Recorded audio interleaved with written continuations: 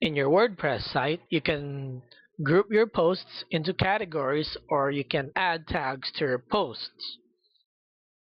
Now, what is the difference with using categories versus using tags? So for categories, you're actually grouping them into groups. So for example, I'm going to make a new post here that will be about dogs. So the title of the post is dogs. Then let's type something in the body part. I like dogs so much. Alright. Then just for the sake of examples, let's pretend that this is a paragraph. Alright, there we go. We have one. I'm going to save it as a draft. Now I can assign this post into the pets category instead of just being in the uncategorized section. So let's do that right now. Save draft.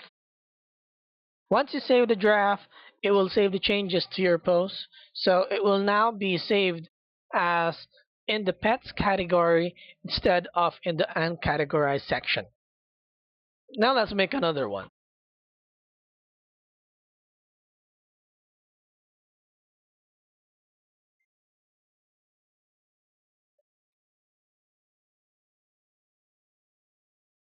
Okay, now I'm writing a post about cats.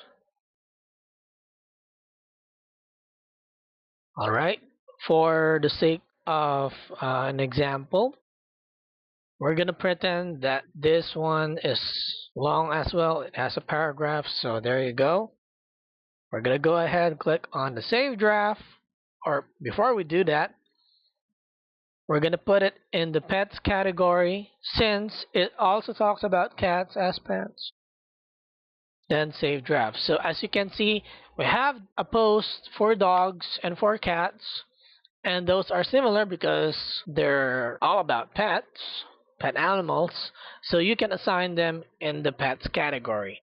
Now, when we say tags, tags are like keywords, and these keywords or tags can be used by anyone who is searching for something or some information on your website or blog site.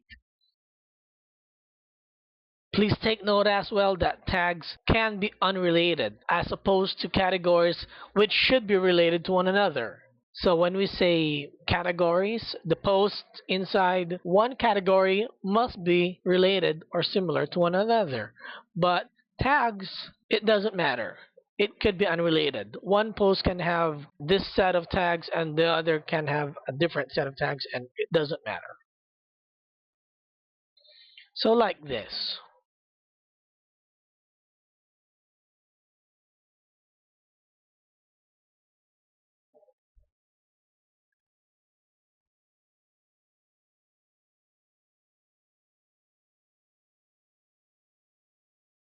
Or let me show you an example on how different they are using the same two articles.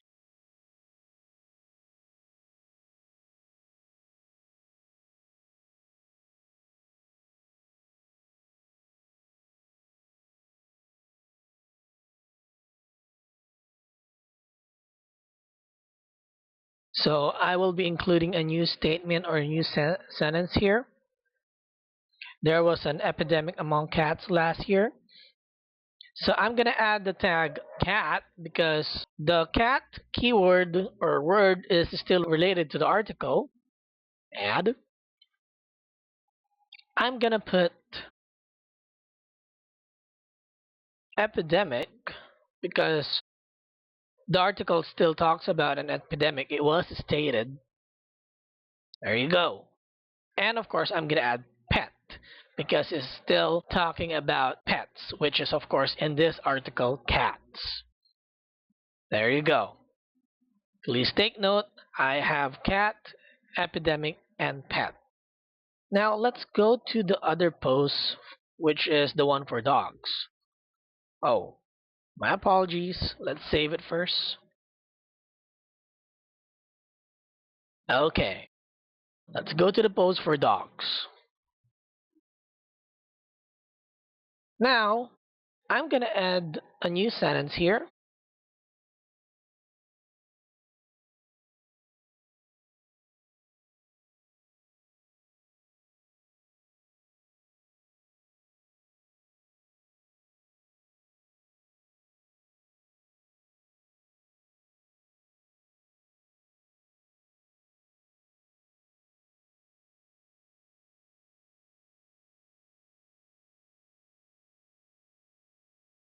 Okay, let's just leave it as is. There is an upcoming fashion show contest for dogs. Alright, so now let's go to the tags part again. We can use pet because the article is still talking about pet, or of course, dogs as pets. It's still related. Dogs.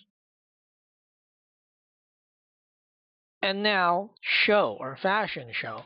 As you can see, the only similarity is that both articles, the cat article and the dog article, have the tag or the keyword pet. The rest is unrelated.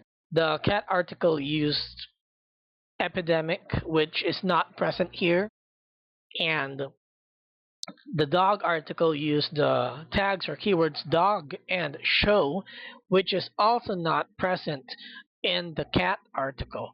So as you can see, this is the difference. For categories, the posts in the category must be related to one another, but for tags, it doesn't matter. These are just keywords. Now, when someone searches for information on your site, for example, information about dogs,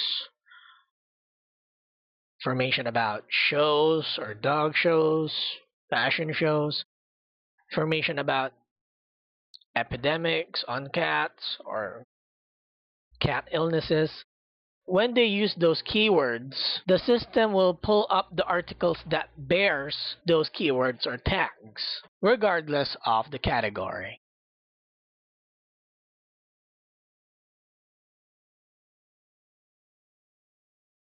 And remember, please take note that categories have a hierarchy.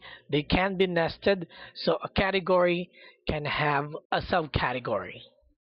So with that, thanks, and I'll see you in the next video.